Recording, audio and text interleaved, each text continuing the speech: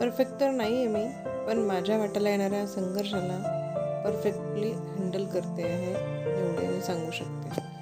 नमस्कार मैत्रिणींनो, स्वागत आहे तुमचं माझ्या सिम्पल लाईफ विथ सुवर्ण या यूट्यूब चॅनलमध्ये. तुम्ही व्हिडिओ जर क्लिक केला असेल तर शेवटपर्यंत नक्की पहा.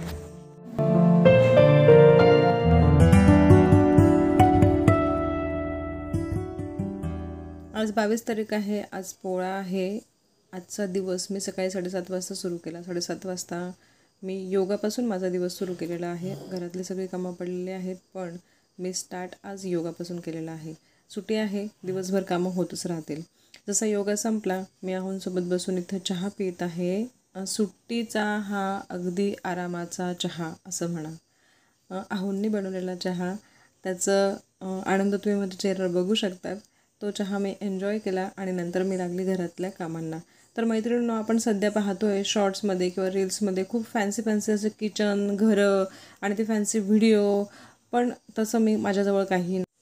माझं लाईफ खूप सिम्पल आहे आणि खूप सिम्पल पद्धतीने मी ते जगते. तुम्ही जर माझ्या लाईफला रिलेट करत असाल तर नक्की माझ्या व्हिडिओला लाईक करा, चॅनलला सबस्क्राईब करा. तर मैत्रिणींनो, आज सुट्टी आहे, तर सुट्टीच्या दिवशी मी जरूर हे काम करते. आपण रोज मॉबने घर पुसतो, म्हणजे लादी पुसतो आणि कानाकोपऱ्यातले घाण राहून जाते. तर मी सुट्टीच्या दिवशी ते कपड्याने पुसून काढते कानाकोपऱ्यातली जी घाण असते. आज मी फक्त हॉल पुसला, बाकीचं सगळं घर मी मॉबनेच पुसलं, कारण की तेवढा वेळ नव्हता. आज सण आहे, स्वयंपाकही करायचा आहे, म्हणजे पुरणपोळीचा स्वयंपाक मी आज करणार आहे. त्यासाठी मी हॉल हा कपड्याने पुसून काढला बसून. थोडा वेळ लागतो, पण मग ही जी घाण असते अडकलेली, मग ती तशीच राहून जाते जर तिला लक्ष नाही दिलं तर. त्यामुळे मी ती सुट्टीच्या दिवशी तसं तेवढं एक काम करते. असेच मी कामांचं माझं नियोजन असतं, म्हणजे एकदम सगळे कामं न करता हळूहळू रोजच्या कामांसोबत एखादं काम मी घेते एक्स्ट्राचं. झालं तर झालं, नाही झालं तर सोडून देते, पण झालं तर निश्चितच घेते. आता वेळ झाली आहे नाश्त्याची, 9:30 झालेले आहेत, म्हणून मी किचनमध्ये आलेली आहे. अंघोळ माझी बाकी आहे, पण त्याआधी मी नाश्ता बनवत आहे, कारण की मग जास्त उशीर होऊन जाईल नाश्ता बनवायला. त्याच्यामुळे मी असं ठरवलं की पोहे बनवावे. आता पोहे हे पटकन बनतात आणि खायलाही छान असतात. पोहे बनवण्याची माझी एक ट्रिक आहे, ती अशी आहे, म्हणजे साधी आणि सोपी, पण पोहे अगदी मोकळे आणि छान मऊसूत बनतात. पोहे भिजवून घेतले होते मी आधीच, गाळले त्यांना आधी आणि मग भिजवले. इथे मी कांदे, मिरची, शेंगदाणे, कढीपत्ता, जिरं मोहरीची फोडणी दिलेली आहे. त्या फोडणीमध्ये बघा मी इथे लिंबू पिळलेला आहे आणि थोडी साखर टाकलेली आहे. यामुळे काय होते माहिती आहे का, लिंबू जर आपण फोडणीतच पिळला तर पोहे खूप मोकळे येतात आणि जो लिंबू आहे तो सगळ्या पोह्यांना लागतो आणि त्याची चवही छान येते. मीठही मी फोडणीतच टाकलेलं आहे आणि आता मी पोहे घातलेले आहेत. पोह्यांमध्ये पण आता ते पूर्ण परतल्यानंतर यामध्ये अजून मी एक गोष्ट करते, ती म्हणजे वरून थोडासा 2-4 थेंब पाण्याचे टाकते. म्हणजे जरा 10-1 थेंब असतील तेवढे मी पाणी त्याच्यावर टाकते, जेणेकरून ते पोहे अजून जास्त मोकळे होतात आणि मऊ होतात. म्हणजे जेव्हा आपण त्यांना भिजवतो ना, तेव्हा त्याच्यानंतर त्याचं सगळं पाणी नितरल्यानंतर ते थोडेसे आत पोटामध्ये थोडेसे कडक राहून गेले असतील तर मग थोडं वरून पाणी टाकल्यानंतर ते व्यवस्थित होऊन जातं. आता ही जी प्लेट आहे ती आहोंची आहे. त्यावर मी थोडंसं किसलेलं खोबरं मी त्यावर भुरभुरत आहे. चिप्सचं पॅकेट पडलेलं होतं म्हणून 2-4 चिप्स मी त्यांच्या ताटात दिलेले आहेत प्लेटमध्ये आणि त्यांना मी हे पोहे नेऊन देत आहे. त्यानंतर इथलं थोडंसं आवरल्यानंतर मी जाणार आहे आंघोळीला. आता आंघोळीचं पाणी मी लावून आलेली आहे. हे पहा, आमच्या दाराशी असलेलं जे पेरूचं झाड आहे त्याच्यातून निघालेले हे पेरू आहेत. आता इथं थोडंसं आवरल्यानंतर मला करायची आंघोळ, माझी देवपूजा बाकी आहे आणि त्यानंतर मी नाश्ता करेल आणि मग थोडं आम्हाला बाहेर जायचं, मला आणि माझ्या मुलाला. तेही नियोजन आहे बरोबर. त्याचबरोबर पुरणपोळीचा स्वयंपाक देखील. आज पोळा आहे, असं म्हणतात, पोळा सण करी गोळा, म्हणजे आता एक सणांना सुरुवात होणार आहे. सण म्हटला की घरातली कामं तर असतातच, पण त्याचबरोबर सणाची वेगळी कामं, म्हणजे स्वयंपाक वगैरे, डेकोरेशन असेल, काही पूजापाठ असेल, ती कामं अजून एक्स्ट्राची वाढतात. म्हणजेच काय, तर एकंदरीत रोजच्या कामांबरोबर त्या कामांचं नियोजनही आपल्याला करून घ्यावं लागतं आणि तशा पद्धतीचं माइंडसेट आपल्याला ठेवावं लागतं. तर या ठिकाणी मी बाहेर हे सगळं ठेवत होती, पण तेवढ्यात मला आहोंचा आवाज आला की मला पाणी हवं आहे.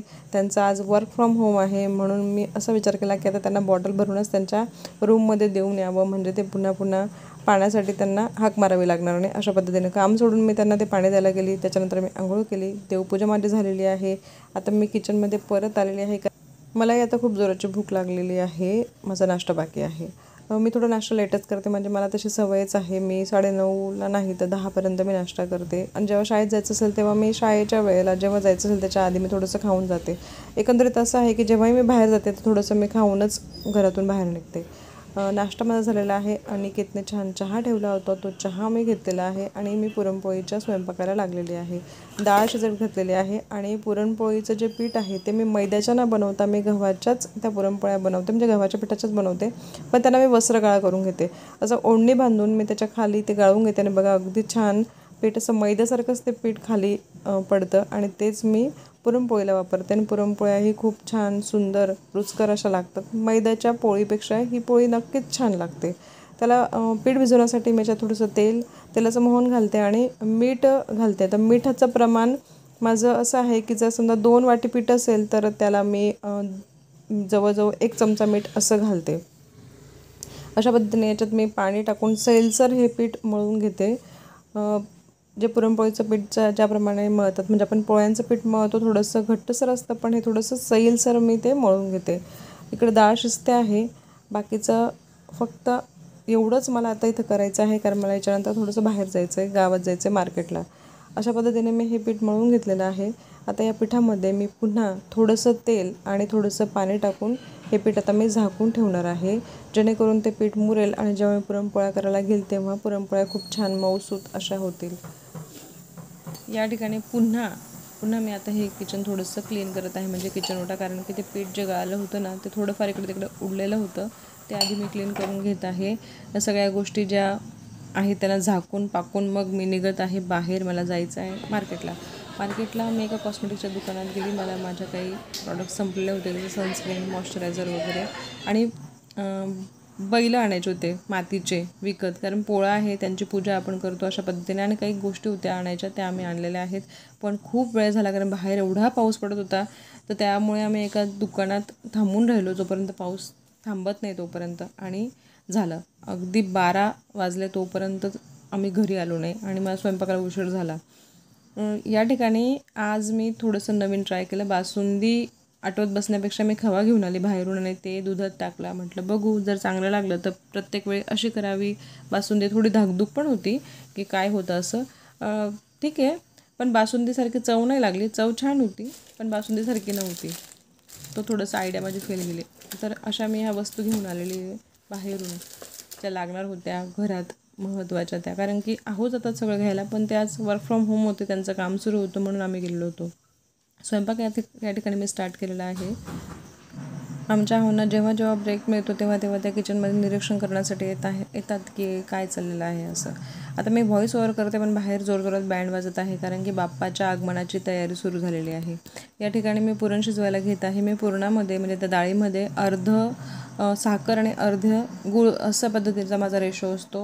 पुरणपोळी खूप छान लागते याच्याने, आणि साखरेमुळे पुरणपोळीचे म्हणजे पुरण जे ना पातळ नाही होत. जास्त गूळ टाकला की ते पुरण पातळ होतं आणि पुरणपोळी लाटायला थोडंसं त्रास होतो. मी कांदे पण भाजत ठेवलेले आहे कटाच्या आमटीसाठी. पुरणाची जी डाळ शिजवतो, हरभऱ्याची डाळ, त्याचं जे पाणी निघतं त्याची कटाची आमटी बनवली जाते पुरणपोळीच्या जेवणासोबत. तर त्यासाठी मी आधी कांदे भाजले, मग खोबरं भाजलं आहे. आता मी ते सगळं वाटायला घेत आहे. लसूण, अद्रक, ते भाजलेले कांदे, ते जे खोबरं होतं त्याला पूर्णपणे तोडून घेते, म्हणजे थोडं बारीक करून घेते आहे हाताने. ते एवढं मोठं त्या मिक्सरच्या भांड्यामध्ये दळलं जाणार नाही, त्यासाठी त्याचे मी तुकडे करून घेत आहे. यात मी टाकत आहे हळद थोडीशीच, 2 चमचे लाल चटणी किंवा तिखट आपण म्हणू शकतो, 2 ते 2.5 चमचे टाकले. 1 मोठा चमचा मी धने पावडर टाकलं, गरम मसाला टाकला आणि याला मी वाटून घेणार आहे कटाच्या आमटीसाठी. अशा पद्धतीने मी ती कटाची आमटी बनवते. मला या ठिकाणी कांदे वगैरे चिरायला अनिकेत मदत करत आहे, माझा मुलगा. मिक्सरचं काम आता संपलेलं आहे म्हणून मिक्सर थोडंसं पुसून मी ते ठेवून दिलं जागे. आता जी कटाची आमटी बनवायची तिचं जे वाटण होतं ते मी छान ते परतून घेतलं तेलामध्ये आणि ते पाणी त्याच्यात टाकून दिलं. ते परतत असताना तिथेच त्यावेळेसच मी ते पुरण पण गाळत होती गाळणे. पुरणाचं बघा जे पीठ मी भिजवलेलं होतं पुरणपोळीसाठीचं बघा, ते किती छान असं इलास्टिकसारखं झालेलं आहे. आणि अशाच त्याचं ते असं समजा की ते एक साईन असतं की ती पुरणपोळी खूप सुंदर होणार आहे, मऊसूत होणार आहे. ते भिजवलेलं छान होतं माझं. आजचं पीठ खूपच सुंदर असं भिजलं गेलेलं होतं. खूप वेळ झाला होता बाहेर गेल्यामुळे, ते चांगलं 1-1.5 तास मुरत राहिलं. त्यामुळे पुरणपोळ्या खूप अगदी कापसासारख्या मऊ अशा पुरणपोळ्या आल्या होत्या. पुरणपोळी लाटण्याची एकच पद्धत, सोपी पद्धत आहे की खूप हळूवार हाताने त्या लाटायच्या असतात आणि माझी पुरणपोळी अगदी बॉलसारखी फुगते. म्हणजे छान छान फुगते. प्रत्येक पुरणपोळी माझी खूप सुंदर अशी फुगते आणि आजच्या पुरणपोळ्या खरंच खूपच छान अगदी मऊसूत अशा झालेल्या होत्या. पाहू शकता तुम्ही, अगदी बॉलसारखी ती फुगून वरती आलेली आहे बघा. आता ही पुरणपोळी आपण यावरही तूप टाकून तिला तळू शकतो. ताव्यावर पण काय होतं माहिती का, तूप खाली जळायला लागतं दुसऱ्या पुरणपोळीचं जेव्हा आपण टाकतो तेव्हा. त्याच्यामुळे मी काय करते की ह्या पुरणपोळ्या खाली उतरवल्यानंतर मग यांना मी तूप लावते. असं करत करत मी प्रत्येक पुरणपोळी लाटली आणि तिला तूप लावून बाजूला ठेवलं. जवळजवळ मी 7-8 पुरणपोळ्या मी बनवल्या होत्या आज. त्या छोट्या छोट्या खूप छान फुगलेल्या अशा माझ्या पुरणपोळ्या ह्या तयार झालेल्या आहेत. त्यानंतर मी पुरणपोळ्या लाटल्या गेल्यानंतर मी तळण केलं होतं. म्हणजे कुरडया पापड तळले, भज्या तळल्या आणि पूजेची तयारी केली. अशा पद्धतीने माझा आजचा हा पोळ्याचा सण आणि पोळ्याच्या सणाचा हा स्वयंपाक या ठिकाणी संपन्न झालेला आहे. सण अजून बाकी आहे, म्हणजे मी अजून पूजा केलेली नाही. म्हणजे ह्या वेळेपर्यंत माझी पूजा बाकी होती बैलांची.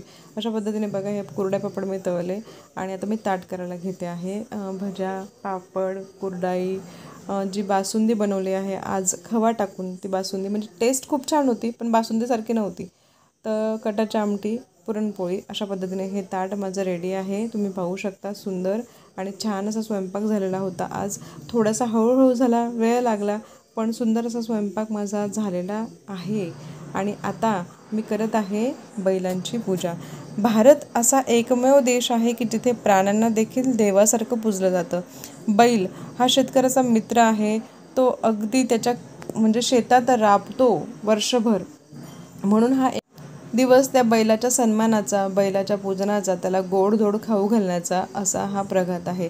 आता या ठिकाणी मातीची बैलं पूजण्याचाही एक म्हणजे प्रथा आहे. त्या पद्धतीने मी इथं करत आहे. त्यांनाच नैवेद्य दाखवते, त्यांचीच पूजा मी या ठिकाणी करत आहे. बैलांना मी नैवेद्य दाखवलेला आहे. खेडेगावात दुपारून बैलांची मिरवणूक निघते. मला माझ्या लहानपणीचं गाव आठवत आहे आज. मी देवालाही नैवेद्य दाखवलं. अशा पद्धतीने माझा हा पोळा सण संपन्न झाला आहे. कसा वाटला तुम्हाला माझा व्लॉग नक्की सांगा. भेटूया पुढच्या व्लॉगमध्ये. धन्यवाद.